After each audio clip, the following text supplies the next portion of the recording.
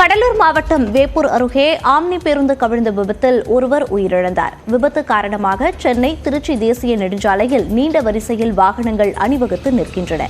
கூடுதல் விவரங்களை செய்தியாளர் பிரேம் வழங்க கேட்கலாம். பிரேம், இது குறித்த விவரங்களை பதிவு பண்ணலாம்.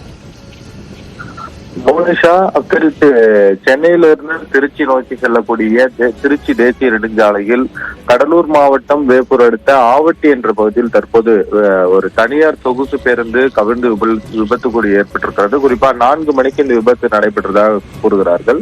அதாவது சென்னையிலிருந்து நாகர்கோவில் சென்ற தனியார் சொகுசு பேருந்து கடலூர் மாவட்டம் வேப்பூர் அடுத்த ஆவட்டி என்ற பகுதியில் தனது ஓட்டுநர் கட்டுப்பாட்டை இழந்த தனியார் சொகுசு பேருந்து சாலையில் நடுவே சிறிய பாலம் ஒன்று உள்ளது. அந்த பாலத்தின் அந்தரத்தில் தற்போது கவிழ்ந்து விபத்து ஏற்பட்டிருக்கிறது. இதனால் சாலையில் தற்போது அந்த தனியார் பேருந்து கவிழ்ந்ததால் 4 மணியிலிருந்து சென்னையிலிருந்து திருச்சி நோக்கி செல்லக்கூடிய எந்த வாகனங்களும் செல்ல முடியாத நிலையில் அணிவகுத்து நிற்கின்றன.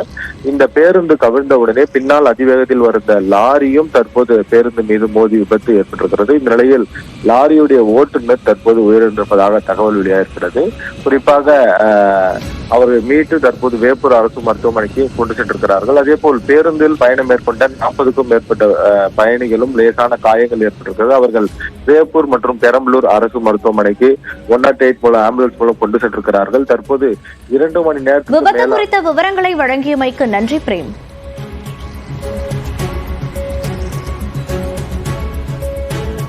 தொடர்ந்து சூப்பர் 60 செய்திகளை பார்க்கலாம். செறிவூட்டப்பட்ட அரிசிக்கான ஜிஎஸ்டி குறைக்கப்பட்ட நிலையில் பாப்கார்னுக்கான வரி அதிகரிக்கப்பட்டுள்ளது. செறிவூட்டப்பட்ட அரிசிக்கு ஜிஎஸ்டி வரி 18%இலிருந்து 5% குறைக்கப்பட்டுள்ளது என்று மத்திய நிதியமைச்சர் நிர்மலா சீதாராமன் தெரிவித்தார். 55வது ஜிஎஸ்டி கவுன்சில் கூட்டம் மத்திய நிதியமைச்சர் நிர்மலா சீதாராமன் தலைமையில் ராஜஸ்தான் மாநிலம் ஜெய்சால்மரில் நடைபெற்றது. இதில் தமிழ்நாடு நிதியமைச்சர் தங்கம் தென்னரசு உட்பட மாநில நிதியமைச்சர்கள் பங்கேற்றனர். இந்த கூட்டத்திற்கு பின்னர் செய்தியாளர்களை சந்தித்த நிர்மலா சீதாராமன், செறிவூட்டப்பட்ட அரிசி மீதான ஜிஎஸ்டி வரி 18%இலிருந்து 5% குறைக்கப்பட்டுள்ளது என்றார். A reduction in the rate of fortified rice kernels, which are classifiable under 1904, to 5%. விவசாயிகள் மிளகு, உலர் திராட்சைகளை விற்பனை செய்யும் போது எந்தவிதமான ஜிஎஸ்டி வரம்பும் இல்லை என்றும், வியாபாரிகள் வாங்கி விற்பனை செய்யும் போது அவற்றுக்கு வரி உண்டு என்றும் தெரிவித்தார். That black pepper, whether fresh green black pepper or dried black pepper, and raisins, that is kishmish, when supplied by an agriculturist, is not liable to GST. வங்கி கடன் பெற்றவர்கள் விதிமுறைகளை மீறியதற்கு விதிக்கப்படும் அபராதம் மீது ஜிஎஸ்டி கிடையாது என்றும் நிர்மலா சீதாராமன் தெரிவித்தார்.